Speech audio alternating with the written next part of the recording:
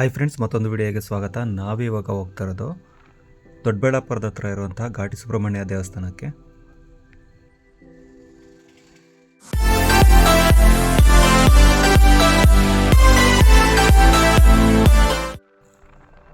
ಈ ಘಾಟಿ ಸುಬ್ರಹ್ಮಣ್ಯ ದೇವಸ್ಥಾನ ದೊಡ್ಡಬಳ್ಳಾಪುರದಿಂದ 15 ಕಿಲೋಮೀಟರ್ ದೂರ ಇದೆ, ಮತ್ತು ಬೆಂಗಳೂರಿಂದ 55 ಕಿಲೋಮೀಟರ್ ದೂರ ಇದೆ, ಮತ್ತು ನಮ್ಮ ಹಾಸನದಿಂದ 202 ಕಿಲೋಮೀಟರ್ ದೂರ ಆಗುತ್ತೆ. ನಮ್ಮ ಏನು ಕುಕ್ಕೆ ಸುಬ್ರಹ್ಮಣ್ಯ ದೇವಸ್ಥಾನ ಇದೆ ಅಷ್ಟೇ ಪವರ್ಫುಲ್ ಆದಂತಹ ದೇವಸ್ಥಾನ ಇದು ಕೂಡ ಆಗಿರುತ್ತೆ. ಕುಕ್ಕೆ ಸುಬ್ರಹ್ಮಣ್ಯನ ಆದಿ ಸುಬ್ರಹ್ಮಣ್ಯ ಅಂತ ಕರೀತಾರೆ, ಮತ್ತು ಘಾಟಿ ಸುಬ್ರಹ್ಮಣ್ಯನ ಮಧ್ಯ ಸುಬ್ರಹ್ಮಣ್ಯ ಅಂತ ಕರೀತಾರೆ, ಮತ್ತು ಅಂತ್ಯ ಸುಬ್ರಹ್ಮಣ್ಯ ಅನ್ನೋದು ತುಮಕೂರು ಜಿಲ್ಲೆ ಪಾವಗಡ ತಾಲೂಕಿನ ನಾಗಲಮಡಿಕೆ ಅನ್ನೋ ಒಂದು ಊರಲ್ಲಿರುವಂಥದ್ದು. ಸೊ 3 ಸುಬ್ರಹ್ಮಣ್ಯ ದೇವಸ್ಥಾನಗಳು ಇರುವಂಥದ್ದು ನಮ್ಮ ಕರ್ನಾಟಕದಲ್ಲಿ. ಸೊ ಇಲ್ಲಿ ರೈಟಿಗೆ ತಗೋಬೇಕು. ಈ ಘಾಟಿ ಸುಬ್ರಹ್ಮಣ್ಯದ ವಿಶೇಷ ಏನು ಅಂದರೆ, ಈ ದೇವಸ್ಥಾನ ಬಂದು ಪೂರ್ವಾಭಿಮುಖವಾಗಿ ಇರುವಂಥದ್ದು, ಕುಕ್ಕೆ ಸುಬ್ರಹ್ಮಣ್ಯ ಬಂದು ಪಶ್ಚಿಮಾಭಿಮುಖವಾಗಿ ಇರುವಂತಹ ದೇವಸ್ಥಾನ. ಇಲ್ಲಿ ಪೂರ್ವಾಭಿಮುಖವಾಗಿ ಇದ್ದರೂ ಸಹ ಮತ್ತು ಇದು ಏಕಶಿಲಾ ವಿಗ್ರಹ ಆಗಿರುತ್ತೆ, ಮತ್ತು ಉದ್ಭವ ಆಗಿರುವಂತಹ ಸುಬ್ರಹ್ಮಣ್ಯ ದೇವಸ್ಥಾನ ಇದು ಸಾಲಿಗ್ರಾಮದಿಂದ ಆಗಿರುವಂಥದ್ದು. ಈ ದೇವಸ್ಥಾನದಲ್ಲಿ ಇನ್ನೊಂದು ಸ್ಪೆಷಲ್ ಏನಂದರೆ, ಈ ದೇವರ ಹಿಂದೆಯೇ ಸಹ ಲಕ್ಷ್ಮೀ ಮತ್ತು ಉಗ್ರ ನರಸಿಂಹ ಇರುವಂಥದ್ದು. ಆ ಲಕ್ಷ್ಮೀ ನರಸಿಂಹ ಪಶ್ಚಿಮಕ್ಕೆ ಮುಖ ಮಾಡಿ ಇರುವಂಥದ್ದು, ಮತ್ತು ಈ ಸುಬ್ರಹ್ಮಣ್ಯ ವಿಗ್ರಹ ಬಂದು ಪೂರ್ವಕ್ಕೆ ಮುಖ ಮಾಡಿ ಇರುವಂಥದ್ದು. ನಾವು ಯಾರೇ ಹೋದ್ರೂ ಫಸ್ಟ್ ನಮಗೆ ಕಾಣೋದು ಬರೀ ಸುಬ್ರಹ್ಮಣ್ಯ ಮಾತ್ರ, ಬಟ್ ಹಿಂದೆ ಇರುವಂತಹ ಲಕ್ಷ್ಮೀ ಮತ್ತು ಉಗ್ರ ನರಸಿಂಹ ಕಾಣಲ್ಲ. ಸೊ ಅಲ್ಲಿ ಅದಕ್ಕೆ ಅದನ್ನು ನೋಡೋದಕ್ಕೆ ಅಂತಲೇ ಇದ್ದೇ ಒಂದು ದೇವರಿನಗಡೆ ಒಂದು ಮಿರರ್ ಹಾಕಿರ್ತಾರೆ. ಸೊ ಅದ್ರ ಮುಖಾಂತರ ನಾನು ನೋಡ್ಬೋದು. ಅದು ವಿಡಿಯೋ ನಾನು ಮುಂದೆ ಹಾಕ್ತಾ ಹೋಗ್ತೀನಿ. ಇದು ದೇವಸ್ಥಾನದ ರಾಜಗೋಪುರ, ಇಲ್ಲಿಂದ ಒಳಗೆ ಎಂಟ್ರ್ ಆಗ್ಬೋದು.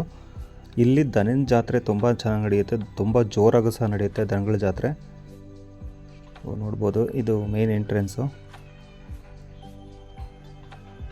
ಈ ದೇವಸ್ಥಾನಕ್ಕೆ ಧರ್ಮದರ್ಶನದ ಮುಖಾಂತರ ಫ್ರೀಯಾಗಾದರೂ ಹೋಗ್ಬೋದು, ಮತ್ತು ವಿಶೇಷ ದಿನಗಳಲ್ಲಿ ಮತ್ತು ಹಬ್ಬ ಏನಾದರೂ ಫಂಕ್ಷನ್ ಇದ್ದಂಥ ಟೈಮಲ್ಲಿ 50 ರೂಪಾಯಿ ಪರ್ ಹೆಡ್ ಚಾರ್ಜ್ ಮಾಡ್ತಾರೆ. ಸೊ ಅದು ಸಪ್ರೇಟ್ ಕ್ಯೂ ಇರುತ್ತೆ. ನಾವು ಹೋಗಿದ್ದು ಧರ್ಮದರ್ಶನದ್ದು, ಇದು ಖಾಲಿನೇ ಇತ್ತು. ಇಲ್ಲಿಗೆ ಬರಬೇಕು ಅಂದರೆ ಬೆಂಗಳೂರಿಂದ ದೊಡ್ಡಬಳ್ಳಾಪುರಕ್ಕೆ BMTC ಬಸ್ಗಳು ಬರ್ತವೆ. ಸೊ ಅಲ್ಲಿಂದ ಬಂದು ಬರ್ಬೋದು. ಇನ್ನು ದೊಡ್ಡಬಳ್ಳಾಪುರದಿಂದ ಇಲ್ಲಿಗೆ ಬಸ್ಗಳ ವ್ಯವಸ್ಥೆ ಇದೆ. BMTC ಕೆಲವೊಂದು ಬಸ್ಗಳು ಬರ್ತವೆ, ಬಟ್ ಟೈಮಿಂಗ್ಸ್ ಗೊತ್ತಿಲ್ಲ. ಈ ದೇವಸ್ಥಾನ ಬೆಳಗ್ಗೆ 6 ಗಂಟೆಯಿಂದ ರಾತ್ರಿ 8:30ವರೆಗೂ ಓಪನ್ ಇರುತ್ತೆ, ಮತ್ತು ವಿಶೇಷ ದಿನಗಳು ಅಥವಾ ಹಬ್ಬಗಳ ಟೈಮಲ್ಲಿ ಬೆಳಗಿನ ಜಾವ 3 ಗಂಟೆಯಿಂದ ನೈಟ್ 9:00ವರೆಗೂ ಓಪನ್ ಇರುತ್ತೆ. ಇದು ದೇವಸ್ಥಾನಕ್ಕೆ ಹೊರಗಡೆ ಹೋಗುವಂಥ ಕ್ಯೂ ಇದು. ಮತ್ತು ಇಲ್ಲಿ ಒಳಗೆ ಬಂದು ಇಲ್ಲಿಂದ ಮತ್ತೆ ಒಳಗೆ ಹೋಗಬೇಕು.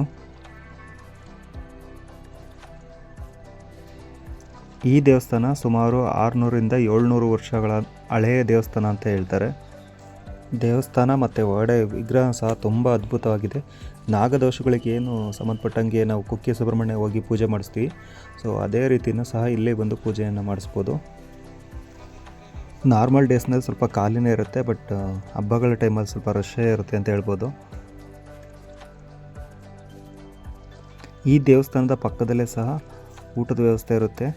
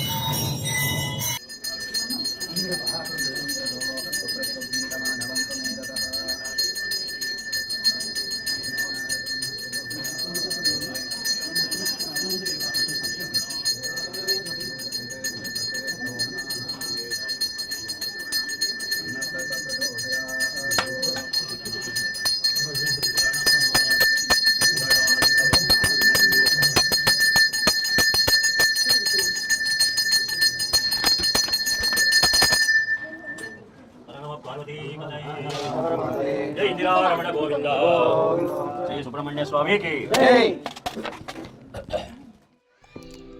ದೇವಸ್ಥಾನದ ಬಲಭಾಗದಲ್ಲೇ ಊಟದ ವ್ಯವಸ್ಥೆ ಇರುವಂಥದ್ದು. ಸೊ ನಾವು ಹೋದಾಗ ಕ್ಲೋಸ್ ಆಗಿತ್ತು, ಯಾಕಂದರೆ ನಾವು ಸ್ವಲ್ಪ ಲೇಟಾಗಿ ಹೋದ್ವಿ.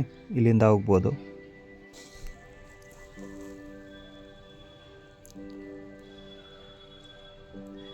ಇಲ್ಲೇ ಊಟದ ವ್ಯವಸ್ಥೆ ಇರುವಂಥದ್ದು.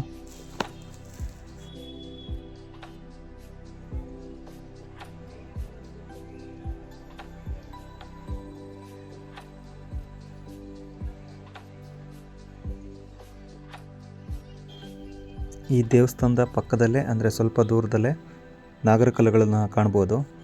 ಸಾವಿರಾರು ಸಂಖ್ಯೆಯಲ್ಲಿ ನಾಗರಕಲ್ಲುಗಳನ್ನ ಇಲ್ಲಿ ಪ್ರತಿಷ್ಠಾಪನೆ ಮಾಡಿದ್ದಾರೆ ಮತ್ತು ಪೂಜೆ ಮಾಡ್ತಾ ಇರ್ತಾರೆ. ನಾಗದೋಷ ನಿವಾರಣೆಗೆ ಇಲ್ಲಿ ಬಂದು ಪೂಜೆ ಮಾಡಿಕೊಂಡು ಹೋದರೆ ಒಳ್ಳೆಯದಾಗುತ್ತೆ ಅಂತ ಹೇಳ್ತಾರೆ. ಸೊ ನೋಡ್ಬೋದು ಎಷ್ಟೊಂದು ನಾಗರಕಲ್ಲುಗಳಿದ್ದಾವೆ ಅಂತ. ಈ ಸ್ಥಳ ಮಹಿಮೆಯನ್ನು ಮುಂದೆ ಸ್ವಾಮಿಗಳು ತಿಳಿಸ್ತಾ ಹೋಗ್ತಾರೆ. ಈ ಸುಬ್ರಹ್ಮಣ್ಯ ಸ್ವಾಮಿ ದೇವಾಲಯ ದೊಡ್ಡಬಳ್ಳಾಪುರ ತಾಲ್ಲೂಕು, ಬೆಂಗಳೂರು ಗ್ರಾಮಾಂತರ ಜಿಲ್ಲೆಯಲ್ಲಿ ಸುಪ್ರಸಿದ್ಧವಾಗಿರ್ತಕ್ಕಂಥ, ಪುರಾಣ ಪ್ರಸಿದ್ಧವಾಗಿರ್ತಕ್ಕಂಥ ಒಂದು ದೇವಸ್ಥಾನ. ಇಲ್ಲಿ ಸುಬ್ರಹ್ಮಣ್ಯ ಸರ್ಪರೂಪದಲ್ಲಿ ಉದ್ಭವ ಆಗಿರ್ತಕ್ಕಂಥದ್ದು ಬಹಳ ವಿಶೇಷ. 7 ಅಡಿ ಸರ್ಪರೂಪದಲ್ಲಿ ಸುಬ್ರಹ್ಮಣ್ಯ, ಸರ್ಪರೂಪಿಯಾಗಿರ್ತಕ್ಕಂಥ ಸುಬ್ರಹ್ಮಣ್ಯ ಅವತಾರ ತಾಳಿರೋದ್ರಿಂದ ರಾಹುಕೇತುಗಳಲ್ಲಿ ದೋಷ ಇರ್ತಕ್ಕಂಥವರು, ರಾಹುಕೇತುಗೆ ಸರ್ಪ ಅಧಿಪತಿಯಾಗಿರೋದ್ರಿಂದ ಈ ಕ್ಷೇತ್ರದಲ್ಲಿ ಭಗವಂತನಿಗೆ ಶ್ರದ್ಧಾಭಕ್ತಿಯಿಂದ ಜಾತಕದಲ್ಲಿ ಏನಾದರೂ ದೋಷ ಇದ್ದರೆ ಅದಕ್ಕೆ ಸೇವೆಗಳನ್ನು ಮಾಡ್ತಕ್ಕಂಥದ್ದು ಮಾಡಿದಾಗ ಭಗವಂತನ ದಯೆಯಿಂದ ಶೀಘ್ರವಾಗಿ ಮೋಕ್ಷ ಸಿಗ್ತದೆ. ಜೊತೆಯಲ್ಲಿ ಸರ್ಪರೂಪಿಯಾಗಿರ್ತಕ್ಕಂಥ ಸುಬ್ರಹ್ಮಣ್ಯ ಇರೋದ್ರಿಂದ ಗರುಡ ಪಕ್ಷಿಗೂ ಸರ್ಪಂಗೂ ಬಹಳ ದ್ವೇಷವಾದ ಕಾರಣ ಸರ್ಪವಂಶ ಎಲ್ಲ ನಾಶ ಮಾಡ್ತಾ ಇರ್ತಾನೆ ಗರುಡ. ಆಗ ಸರ್ಪರೂಪಿಯಾಗಿರ್ತಕ್ಕಂಥ ಸುಬ್ರಹ್ಮಣ್ಯ ವಿಷ್ಣುನ ಕುರಿತು ತಪಸ್ಸು ಮಾಡಿರ್ತಕ್ಕಂಥ ಕ್ಷೇತ್ರ ಇದು. ಆಗ ಲಕ್ಷ್ಮೀ ನರಸಿಂಹ ವಿಷ್ಣು ಅವತಾರದಲ್ಲಿ ಪ್ರತ್ಯಕ್ಷ ಆಗ್ತಾನೆ. ಲಕ್ಷ್ಮೀ ನರಸಿಂಹ ವಿಷ್ಣು ಅವತಾರದಲ್ಲಿ ಪ್ರತ್ಯಕ್ಷನಾಗಿ ಗರುಡನಿಂದ ನಾನು ಸರ್ಪವಂಶನ ಉಳಿಸ್ತೀನಿ ಅಂತ ಹೇಳಿ ಸುಬ್ರಹ್ಮಣ್ಯನ ಬೆನ್ನ ಮೇಲೆ ನರಸಿಂಹಸ್ವಾಮಿ ಬೆನ್ನುಗಾವಲಾಗಿ ಮಲಗಿರ್ತಕ್ಕಂಥದ್ದು.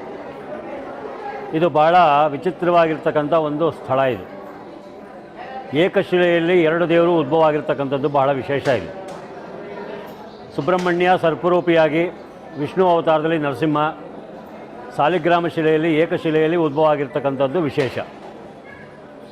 ಪೂರ್ವಾಭಿಮುಖವಾಗಿ ಸರ್ಪರೂಪದಲ್ಲಿ ಸುಬ್ರಹ್ಮಣ್ಯ, ಪಶ್ಚಿಮಾಭಿಮುಖವಾಗಿ ನರಸಿಂಹಸ್ವಾಮಿ ಇರೋದ್ರಿಂದ ಬರ್ತಕ್ಕಂಥ ಭಕ್ತಾದಿಗಳಿಗೆ ಪ್ರತಿಯೊಬ್ಬರಿಗೂ ದರ್ಶನ ಆಗಲ್ಲ ಅಂಥೇಳಿ ಗೋಡೆಗೆ ಕನ್ನಡಿಯನ್ನು ಫಿಕ್ಸ್ ಮಾಡಿದೆ. ಕನ್ನಡಿಯಿಂದ ನರಸಿಂಹಸ್ವಾಮಿ ದರ್ಶನ ಆಗ್ತದೆ. ಇದು ಸುಮಾರು ನಮ್ಮ ಬೆಂಗಳೂರು ಗ್ರಾಮಾಂತರ ಜಿಲ್ಲೆಯಲ್ಲಿ ಭಾಳ ಸುಪ್ರಸಿದ್ಧವಾಗಿರ್ತಕ್ಕಂಥ, ಸಾವಿರಾರು ವರ್ಷಗಳ ಇತಿಹಾಸ ಇರತಕ್ಕಂಥ ಒಂದು ಕ್ಷೇತ್ರ ಇದು. ಬಳ್ಳಾರಿ ಹತ್ರ ಸಂಡೂರು ಅಂತ ಇದೆ. ಆ ಸಂಡೂರು ಮಹಾರಾಜರು ಆಗಿನ ಕಾಲದಲ್ಲಿ ಯಶವಂತರಾವ್ ಘೋರ್ಪಡೆ ಅಂತ, ಆಗಿನ ಕಾಲದಲ್ಲಿ ಮಹಾರಾಜರು ಅಂದರೆ ದೈವಾಂಶ ಸಂಭೂತರು ಅಂತ ಹೇಳ್ತಾಯಿದ್ರು. ಈಗಿನ ಕಾಲದ ರಾಜರಲ್ಲ. ಹಿಂದಿನ ಕಾಲದಲ್ಲಿ ರಾಜರು ಅಂದರೆ ದೇವರು ಬೇರೆ ಇಲ್ಲ, ಅವರು ಬೇರೆ ಇಲ್ಲ ಅಂತ ಒಂದು ಭಾವನೆ ಇತ್ತು. ಅವರಿಗೆ ಸ್ವಾಮಿ ಸ್ವಪ್ನದಲ್ಲಿ ಸ್ವಾಮಿ ಕಾಣಿಸ್ಕೊಂಡು, ಈ ಕಾಡಿನಲ್ಲಿ ನಾನು ನೆಲೆಸಿದ್ದೀನಿ, ಹುತ್ತದಲ್ಲಿ ನೆಲೆಸಿದ್ದೀನಿ, ನಿನ್ನಿಂದ ಜೀರ್ಣೋದ್ಧಾರ ಆಗಬೇಕು ಅಂಥೇಳಿ ಅವರಿಗೆ ಸ್ವಪ್ನ ಆಗ್ತದೆ. ಆಗ ಮಹಾರಾಜರು ಬಂದು ತನ್ನ ಕುದುರೆ ಪರಿವಾರ ಸಮೇತ ಬಂದು ಕನಸು ಏನಾಯಿತು ಆ ಜಾಗದಲ್ಲಿ ಬಂದು ನೋಡಿದಾಗ ದೊಡ್ಡ ಹುತ್ತ ಆಯಿತಂತೆ. ಆ ಹುತ್ತದಲ್ಲಿ ಶಿಲಾಮೂರ್ತಿಯಾಗಿ ಭಗವಂತ ಕಾಣಿಸ್ಕೊಂಡಾಗ ಆ ಹುತ್ತದಿಂದ ಹಿಡಿದು ಧ್ವಜಸ್ತಂಭದವರೆಗೂ ಅವರೇ ಗುಡಿ ಗೋಪುರಾದಿಗಳನ್ನೆಲ್ಲ ಕಟ್ಟಿ ತ್ರಿಕಾಲ ಪೂಜೆಗೆ ವ್ಯವಸ್ಥೆ ಮಾಡಿ ಹೋಗಿದ್ದಾರೆ. ಈಗಲೂ ಸಹಿತ ಪ್ರತಿ ವರ್ಷ ಪುಷ್ಯಮಾಸದಲ್ಲಿ ಪುಷ್ಯಶುದ್ಧ ಷಷ್ಠಿ ದಿವಸ ಬ್ರಹ್ಮರಥೋತ್ಸವ ನಡೆಯುತ್ತೆ. ಆ ಬ್ರಹ್ಮರಥೋತ್ಸವ ನಡೀಬೇಕಾದ್ರೆ ಅವರ ಸಮ್ಮುಖದಲ್ಲಿ ನಡೆಯುತ್ತೆ ಈಗಲೂ ಕೂಡ. ಆ ಯಶವಂತರಾವ್ ಘೋರ್ಪಡೆ ಅಂತ ಏನು ಮಹಾರಾಜರಿದ್ದರು, ಅವರ ವಂಶಸ್ಥರೇ ಬಂದು ಈಗಲೂ ಬ್ರಹ್ಮರಥೋತ್ಸವ ನಡೆಸ್ಕೊಡ್ತಾರೆ. ಇಲ್ಲಿ ಕ್ಷೇತ್ರದಲ್ಲಿ ತ್ರಿಕಾಲ ಪೂಜೆ ನಡೀತಾ ಇರುತ್ತೆ. ಬೆಳಗ್ಗೆ 5 ಗಂಟೆಯಿಂದ 7 ಗಂಟೆಯೊಳಗೆ ಒಂದು ಅಭಿಷೇಕ, ಅಲಂಕಾರ, ಮಂಗಳಾರತಿ ಆಗುತ್ತೆ. ಮತ್ತು 8:30ಗೆ ಮತ್ತೆ ಅಭಿಷೇಕ ಪ್ರಾರಂಭ ಆಗಿ 10:30, 10:45ಗೆ ಮಹಾಮಂಗಳಾರತಿ ಆಗ್ತದೆ. ಮತ್ತು ಸಾಯಂ ಸಂಜೆ ಪೂಜೆ 8:30ಕ್ಕೆ ಷೋಡಶೋಪಚಾರ ಪೂಜೆ ಆಗುತ್ತೆ. ಈ ರೀತಿಯಾಗಿ ತ್ರಿಕಾಲ ಪೂಜೆ ನಡೆಯುತ್ತೆ. ಭಗವಂತನ ಅನುಗ್ರಹದಿಂದ ಬರ್ತಕ್ಕಂಥ ಭಕ್ತಾದಿಗಳಲ್ಲಿ ಜಾತಕದಲ್ಲೇನಾದರೂ ರಾಹುಕೇತು ದೋಷ, ಕುಜದೋಷ ಈ ಥರ ದೋಷಗಳೇನಾದರೂ ಇದ್ದಾಗ, ಸರ್ಪದೋಷ ಇದ್ದಾಗ ಅವರವರ ಭಕ್ತಿ ಶ್ರದ್ಧೆಗಳ ಮೇಲೆ ಅಭಿಷೇಕ, ಪೂಜೆ, ಅರ್ಚನೆ ಮತ್ತು ಸರ್ಪಶಾಂತಿ, ಆಶ್ಲೇಷ ಬಲಿ ಈ ಥರ ಅವರವರ ಶಕ್ತಿಯಾನುಸಾರ ಪೂಜೆಗಳನ್ನು ಮಾಡಿಸ್ಕೊಂಡು ಹೋದಾಗ ಶೀಘ್ರವಾಗಿ ಅವರಿಗೆ ಮೋಕ್ಷ ಸಿಗ್ತಕ್ಕಂಥ ಒಂದು ಕ್ಷೇತ್ರ ಆಗಿದೆ. ಆದ್ದರಿಂದ ಲಕ್ಷಾಂತರ ಜನ ಭಕ್ತಾದಿಗಳು ಬಂದು ಪ್ರತಿ ದಿವಸ ಕೂಡ ಭಗವಂತನ ದರ್ಶನ ಪಡೆದು ಹೋಗ್ತಾರೆ. ಈ ವರ್ಷ ಮಾತ್ರ 2020ನೇ ಇಸ್ವಿಯಲ್ಲಿ ಭಾಳ ವಿಶೇಷವಾಗಿ ಭಾರತ ದೇಶಾದ್ಯಂತ ಈ ಕೊರೋನಾ ಅಂತಕ್ಕಂಥ ಒಂದು ಕಾಯಿಲೆಯಿಂದ ಎಲ್ಲ ನಡುಗೋಗ್ಬಿಟ್ಟಿದ್ದಾರೆ. ಜನ ಎಲ್ಲ ಭಾಳ ತತ್ತರಿಸೋಗ್ಬಿಟ್ಟಿದ್ದಾರೆ. ಆ ಭಗವಂತನ ದಯದಿಂದ ಈ ವರ್ಷ ಜಾತ್ರೆ ಕೂಡ ನಾವು ಮಾಡ್ತಾಯಿಲ್ಲ. ಜಾತ್ರೆ ಅಂದರೆ ಬ್ರಹ್ಮರಥೋತ್ಸವ ಮಾಡಬಾರ್ದು ಅಂತ ನಮ್ಮ ಜಿಲ್ಲಾಧಿಕಾರಿಗಳಿಂದ ಒಂದು ಆದೇಶ ಬಂದಿದೆ. ಹಾಗಾಗಿ ಸುಮ್ಮನೆ ಸಾಂಕೇತಿಕವಾಗಿ ಒಂದು ಚಿಕ್ಕ ರಥೋತ್ಸವನ ಮಾಡಿ, ದನಗಳ ಜಾತ್ರೆ ಆಲ್ರೆಡಿ ನಡೀತಾ ಇದೆ. ದನಗಳ ಜಾತ್ರೆ ಭಾಳ ವಿಜೃಂಭಣೆಯಿಂದ ನಡೀತಾ ಇದೆ. ರಥೋತ್ಸವ ಮಾತ್ರ ಅವರ ಆದೇಶದ ಮೇಲೆಗೆ ಒಂದು ಸಾಂಕೇತಿಕವಾಗಿ ಕೊರೋನಾ ಇರೋದರಿಂದ ಜನಗಳು ಜಾಸ್ತಿ ಸೇರಬಾರ್ದು ಅನ್ನೋ ಒಂದು ಉದ್ದೇಶದಿಂದ ಒಳಗಡೆ ಚಿಕ್ಕ ರಥೋತ್ಸವ ಮಾಡ್ತಾಯಿದ್ದೀವಿ. ಅದು ಕಡಿಮೆ ಜನ ಇಟ್ಟುಕೊಂಡು ಮಾತ್ರ. ಆದ್ದರಿಂದ ಈ ಒಂದು ಕೊರೋನಾ ಅಂತಕ್ಕಂಥ ಒಂದು ರೋಗಾಣು ದೋಷ ಏನಿದೆ ಅದು ಶೀಘ್ರವಾಗಿ ಭಾರತ ದೇಶ ಬಿಟ್ಟು ತೊಲಗಲಿ. ಎಲ್ಲ ಭಗವಂತನ ದಯದಿಂದ ಎಲ್ಲರಿಗೂ ಒಳ್ಳೆಯ ಆರೋಗ್ಯ, ಭಾಗ್ಯ, ಎಲ್ಲ ಸುಬ್ರಹ್ಮಣ್ಯನ ದಯದಿಂದ, ನರಸಿಂಹಸ್ವಾಮಿ ದಯದಿಂದ ಬೇಗ ಆರೋಗ್ಯವನ್ನು ಕಲ್ಪಿಸ್ಕೊಳ್ಳಿ ಅಂತ ಈ ದೇವಸ್ಥಾನದ ಪ್ರಧಾನ ಅರ್ಚಕರಾಗಿರ್ತಕ್ಕಂಥ ಗುರುರಾಜ್ ಶರ್ಮಾ ಅಂತ ನಾನು ಆ ಭಗವಂತನಲ್ಲಿ ಪ್ರತಿನಿತ್ಯ ನಾವು ಸಂಕಲ್ಪ ಮಾಡುವಾಗ ಆ ಕೊರೋನಾ ಬಗ್ಗೆ ಎಲ್ಲರಿಗೂ ಸುಭಿಕ್ಷವಾಗಿರಲಿ ಅಂಥೇಳಿ ಪ್ರಾರ್ಥನೆ ಮಾಡ್ತಾ ಒಂದು ಸಂಕಲ್ಪ ಮಾಡಿ ದಿವಸ ಅಭಿಷೇಕ ಪೂಜಾದಿಗಳನ್ನು ಮಾಡ್ತಾಯಿದ್ದೀವಿ. ಆದ್ದರಿಂದ ದೇಶದಲ್ಲಿರ್ತಕ್ಕಂಥ ಪ್ರತಿಯೊಬ್ಬರೂ ಸಹಿತ ಸುಭಿಕ್ಷವಾಗಿ ಆರೋಗ್ಯ ಭಾಗ್ಯದಿಂದ ಇರಲಿ ಅಂಥೇಳಿ ನಮ್ಮ ದೇಶದ ಪ್ರಧಾನಿಯಾಗಿರ್ತಕ್ಕಂಥ ಮೋದಿಯವರು ಏನು ಆದೇಶ ಹೊರಡಿಸಿದ್ದಾರೆ ಅದೇ ರೀತಿ ಎಲ್ಲರೂ ಡಿಸ್ಟೆನ್ಸ್ ಮೇಂಟೈನ್ ಮಾಡಿಕೊಂಡು ಮತ್ತು ಸ್ಯಾನಿಟೈಸರನ್ನು ಹಾಕ್ಕೊಂಡು ದೇವಸ್ಥಾನದಲ್ಲಿ ದರ್ಶನಕ್ಕೆ ವ್ಯವಸ್ಥೆ ಮಾಡ್ತಾಯಿದ್ದೀವಿ. ಎಲ್ಲರಿಗೂ ಭಗವಂತ ಒಳ್ಳೇದು ಮಾಡಲಿ ಅಂಥೇಳಿ ನನ್ನ ಒಂದು 2 ಮಾತನ್ನು ಮುಗಿಸ್ತಾ ಇದ್ದೀನಿ. ಹರ ನಮ ಪಾರ್ವತೀ ಪತಯೇ, ಹರ ಹರ ಮಹಾದೇವ. ಈ ವಿಡಿಯೋ ನಿಮಗೆ ಇಷ್ಟ ಆಗಿದ್ದರೆ ಚಾನಲ್ ಸಬ್ಸ್ಕ್ರೈಬ್ ಮಾಡಿ ಮತ್ತು ಸಾಧ್ಯ ಆದಷ್ಟು ಶೇರ್ ಮಾಡಿ.